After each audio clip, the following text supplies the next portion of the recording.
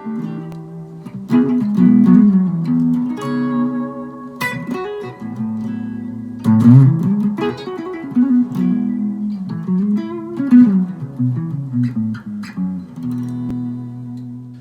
and welcome to episode 31 of Let's Hear It. Today's guest is Eric Krasno. He's a Grammy winner for his work with the Tedeschi Trucks Band and also the Derek Trucks Band, and he's got another bunch of Grammy nominations. He's a great guitar player, producer, and now a podcast host as well, and his podcast is awesome. His guests have included Dave Matthews, John Mayer, Ziggy Marley, Derek Trucks, tons of other people, and it's a very, very interesting podcast to hear a great musician talk to other great musicians. And so now we'll talk to him. Please welcome Eric Krasno. Hello, Eric. Hey, Gary. Thanks for having me, man. Yeah, thanks for coming on. I know you're a new dad. I know you're not getting much sleep. It's good to see you. Good to see you. Last night happened to be a good night. When you do get good sleep at this time in a newborn's life, I feel like I'm Superman. I get my cup of coffee. If I get more than 6 hours, I'm like feeling pretty good. So today's a good day. All right, good. So I know you've been working on this podcast a lot, and it's really been great. It's such a weird time. I think I first met you in the late 90s and early 2000s, and my first memories of you were, there's that guy again who walks around with his guitar on his back at all times. He comes to every cool music gig with his guitar just in case he can get on stage and jam with somebody, and so many times did get on stage and jam with people. That sounds about right. Yeah. So obviously we've all spent years going on tour. So being home this whole year has given you this opportunity to make this great podcast. And I know you're working in your home studio and obviously being a dad. So in some ways that's come in pretty handy to be at home this whole time, I'd imagine. There's definitely been a silver lining to it. I mean, I would never wish this situation to happen the way it has. But man, being home and like you said, I've been on the road since '99, pretty much all the time, with little pockets here and there. So this is by far the longest I've ever been home, and we moved into a new house, into a new studio. I've been able to work on music, and I've never been able to focus on a solo album, just full bore with all my attention. So it's been great to focus on a new record, but also created a lot of new opportunities. This podcast was really an idea for a fun side project that's turned into a full-fledged job. As you know, I came to you when I was first putting the concept together because I knew you were aware of that world, but it's actually seeing it unfold and become something, and it's one of those things that also you can't learn to do it until you're just doing it. So I feel like I'm just now hitting a stride on it, and I've started to come up with some new concepts in the podcast world. So it's been fun, and also getting to be home, while my child is a newborn has been nice too. Yeah, I think your podcasts are so excellent because you're such a great musician and you've experienced everything that everybody else you're talking to has. You've been on the road, you've been in successful bands, you've been a sideman, you've had successes, you've had some stuff that didn't go that well. And so it gives you a great perspective. And also, music has been your life because I know you went to Berkeley, you formed Soul Live, Lettuce, you've been a leader of bands, you've done so much at this point. So you have such a good perspective on things. Yeah, I feel fortunate that I've been able to work with so many great musicians. And a lot of times, the most fun I have on the road, obviously being on stage is great. But, when you're at festivals and you see your friends and you ride on the bus with people, and sometimes those conversations are the best part, and that hang. So that was the idea with this podcast, was beyond just like interviewing people about their past, like just kind of having these conversations and giving people an opportunity to like listen in. Because I mean, even just me being around two other musicians was always so much fun. Like I happened to be backstage when like Mavis Staples runs into like Robert Plant, and I get to like hear them talk, Yeah. So, and for me, just like I learn a lot from this stuff because the podcast kind of gives you an opportunity or an excuse to ask questions that I wouldn't normally just ask in a normal conversation too. So I get to kind of peel back a few layers and see, how people create and how they get inspired and stuff like that. Yeah, it's amazing. Well, hopefully next summer you'll actually be at festivals and you can tape some episodes while you're there. Yeah. That would be great. That was kind of the initial idea, was that would be two-pronged. Like, they would come in my studio, we'd perform and record together and talk, and then the other was while I'm at festivals or backstage here and there, I could do it. But obviously now, Zoom is the way, or, via whatever satellite technology has kind of, which also in a weird way made it happen a little more seamlessly, because when the first quarantine hit, it was easy to get people on the phone. They were all or on the line because they were home, they were around. So another weird silver lining was that it became a little easier for me to get a lot of great guests as a result. Yeah, you've had an amazing lineup. Is there a dream guest that you're still hoping to get? Oh man, that's a good question. I'd love to have like Willie Nelson is one that I've thought about. Herbie Hancock would be great. There's a few. Stevie Wonder. I feel like anyone would want to talk to him. So I've got a little list going where I'm kind of just slowly working whatever angle I can. I'd love to get D'Angelo on, but I've been lucky, man. There's been some people on the show so far that are like dream. I've already had a few of my dream guests, so it's only gonna get better from here. Cool. Well, let's talk about this guitar you have. I've seen you play a lot of different guitars, but I know you love the Ibanez guitars, and I think you have a signature model there. Is that correct? Yeah, I think I might be the only one on your show that's gonna do this about an Ibanez. Who knows? But Ibanez has an interesting story because they made a lot of guitars that were based on other guitars. They've also made guitars at a cheaper price point. And I grew up playing a Stratocaster, and when I joined Soul Live, I actually bought a plywood semi-hollow guitar on the way to our first rehearsal/recording session, because I'd never played a hollow body and I had to get one I bought it for $50. And once we started actually getting gigs and advancing as a band, I was like, okay, I gotta get a decent guitar. So I went and got an Ibanez because they were amazing guitars and they were a third of the price as a Gibson, at least for the quality level. So if you look behind me, that George Benson model back there was that guitar. And I played it for a couple years, and then when I first hooked up with John Schofield, he was like, oh man, it's so cool you're playing Ibanez. And I'd always loved his Ibanez guitar, and he had an AS200 similar to this one here, and I always loved his sound. So soon after that, I ended up getting one of these, and that was actually because John Schofield connected me with Ibanez and said, you got to hear this kid, he's great. And I linked up with them, and they sent me this guitar. This was my first kind of custom guitar that they sent me, and it's an AS200 with some tweaks to it. We did a what do you call that? The switch that goes from the humbucker to single coil, so it could get a brighter sound, right?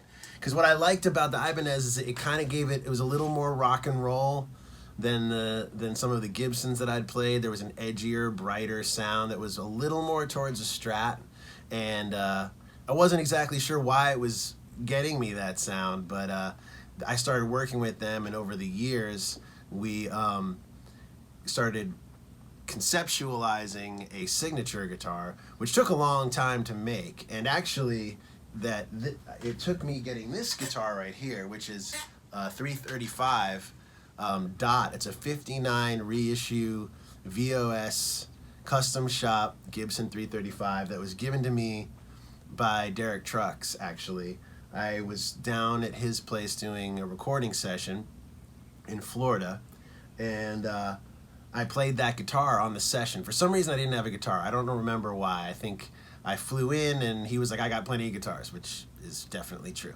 And he was like, oh, you sound great on that guitar, man. You should take it. And I was like, no, I can't take that guitar. It's, this beautiful instrument. And I went up and I met up with Soul Live on the road, whatever. Like a week or so later, I get home and it was shipped to my house.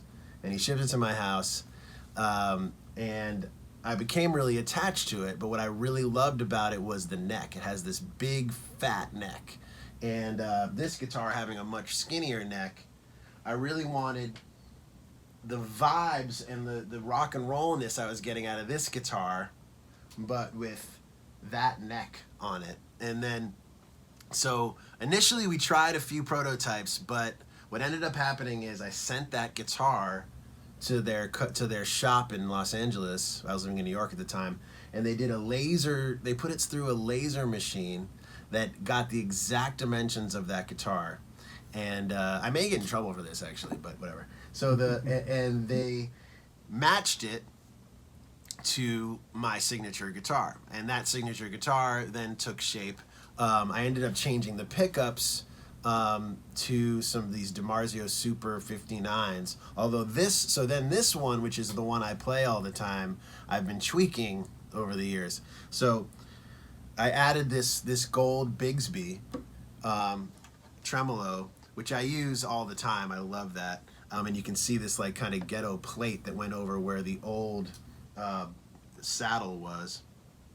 And then I actually switched out these pickups and put Lawler pickups in there. I just like wanted to try them and I loved them, so I kept those in there. And then I had a guy named Jimmy Cobra do some customizing on the neck, and I really love the like smooth neck. So he took all the lacquer off, and you can see there's like an EK emblem up there that comes in all the custom. My friend Zach actually designed that, and there's it's like a fleur-de-lis symbol with the EK in there. So that's basically it, you know. And it was a really interesting process because I didn't really know what I liked or didn't like about guitars and how they were built. So working with the luthiers with Ibanez was a really cool process because I got to try things out and figure out what the what all these different elements to the guitar, how they function in getting the tone you want. So it's great. Can a regular person buy the Krasno model? Yes, I have two of them. There's the EKM100, which is this model, and then I loved the Bigsby so much that we made a model called the EKM10T, which is actually also at a lower price point because this one's over $2,000. The other one's about $1,000, and that one comes with a tremolo and was made in Korea. This one's made in like their shop in Japan.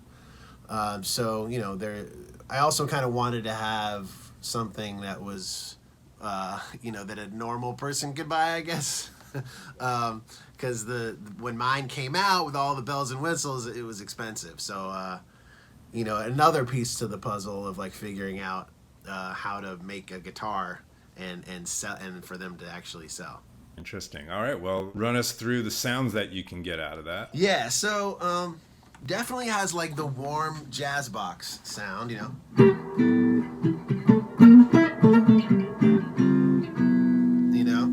And then, if you're on the bridge pickup.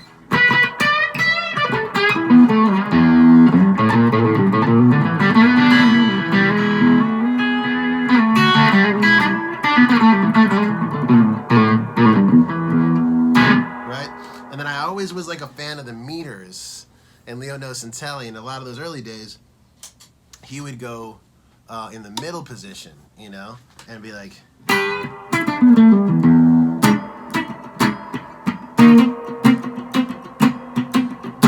What was the song I was thinking of?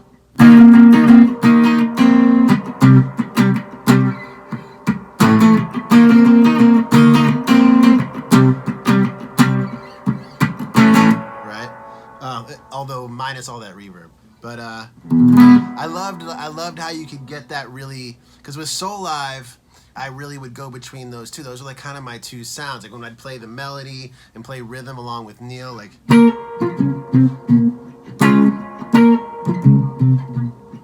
I wanted that, and then when I'm soloing, I wanted to be like. Probably with like more of a.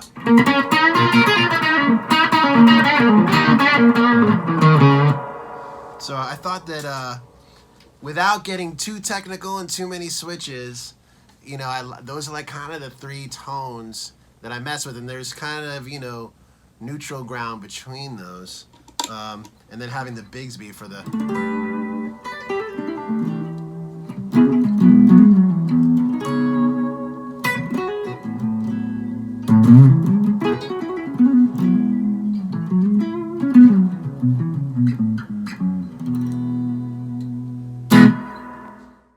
I remember sitting backstage with you one day at Bowl Live at the Brooklyn Bowl 8 years ago, and you and John Schofield were playing country fast picking.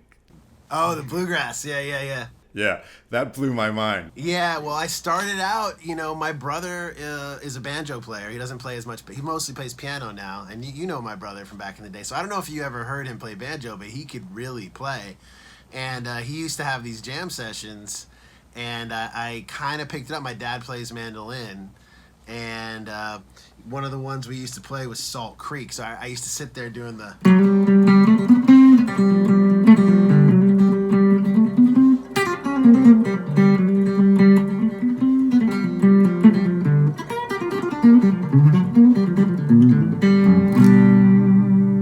I'm very rusty on that right now. But yeah, man, I used to really nerd out on the bluegrass way back in the day. When I first met Adam Deitch, and we were always, we would always play the funk. That was our thing. And occasionally I'd pick up an acoustic, and that's all. Whenever I pick up a really nice acoustic, I play some bluegrass licks. And he was so blown away by that, he used to call me Blue Kraz. That was my nickname. But I still, man, go back to the bluegrass stuff, man, like Tony Rice, Mark O'Connor. I'm pretty obsessed with the technical aspect of that. I mean, those players are just unbelievable. Unbelievable. I mean, you've probably heard Brian Sutton and also Billy Strings. Billy Strings is the real deal. He's the real deal. I've known him for a while, and I've been telling people about him for years, man. He's a ridiculous player. Yeah. I think of the great bluegrass players are like track athletes. Do you know Right. what I mean? Like they have that level of discipline and intensity. Yeah, it's unbelievable. And precision. It's pretty cool. It's pretty cool. I kind of always am fantasizing that one day I'll spend some actual time and get a little deeper on the bluegrass. But meanwhile, I got a lot of other stuff to learn.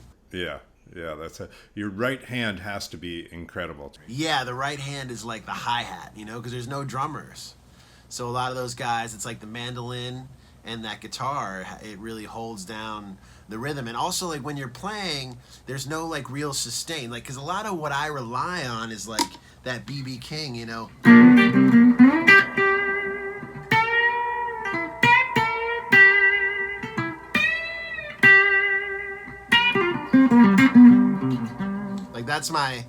That's my bed that I lay on. So, and there's none of that in bluegrass. No one's holding any notes. So your time has to be always going digga digga dung digga dung digga dung digga dung. Yeah, it's not really in my wheelhouse, but occasionally it's a good workout. It's one of those things where you just every once in a while you got to sprint a mile and see what happens. Yeah. Well, great, man. Thanks for showing us that guitar. Absolutely. What's coming up next? Who's your next guest? Actually, Theo Katzman is on the show this week from Wolfpack. He's amazing. I'm actually going to interview Bela Fleck this week, speaking of Bluegrass Masters, which I'm really excited about. I'm kind of geeking out on Bluegrass at the moment, so it's good timing. And who else is coming up? John Oates from Hall & Oates. I got a great one with Corey Wong coming up, who's also quite a master. Who's been putting out a ton of music. And other than that, I'm working on this new record. I've been working with a guy named Otis McDonald, who's co-producing my next solo album, and we're just kind of turning the last lap on that. So I'm just kind of doing some mixing, tracking the last few things, and trying to finish that up by Thanksgiving. So just staying busy, man. I have to say, I think my favorite podcast of yours so far is our mutual pal, Peter Shapiro. That one was fun. I really recommend people checking that one out. I had a lot of fun with that one. We might even do a part 2. I've been already starting to do part 2s because some of the ones that are really popular, and we had the Pete Shapiro one could have gone for hours. He's such an interesting dude. He's the legend. Yeah, he sure is. All right, man. Well, have a good time. Good luck finishing up the solo album. Good luck being a dad. Thank you. Yeah, hopefully you'll get to meet him one of these days. I will. I'm sure I will. When are you going to put a guitar in his hands? How old does he have to be? Soon enough. I'm already like holding him at the piano and seeing if he can make sense of it, you know. But yeah, he will have one in his hands as soon as possible. All right, man. Well, take care. Thanks so much for having me, Gary. Appreciate it. I love the show. It's really interesting, great concept, and I hope you keep doing it. Thanks, man. I'll keep going as long as I can. Well, that was a fun one, chatting with Eric Krasno. Check out his podcast. It's very entertaining, and I'll look forward to some of the music he's making. Check back in a couple days, and I've got another episode coming up. And subscribe to our YouTube channel if you get a chance. See you soon.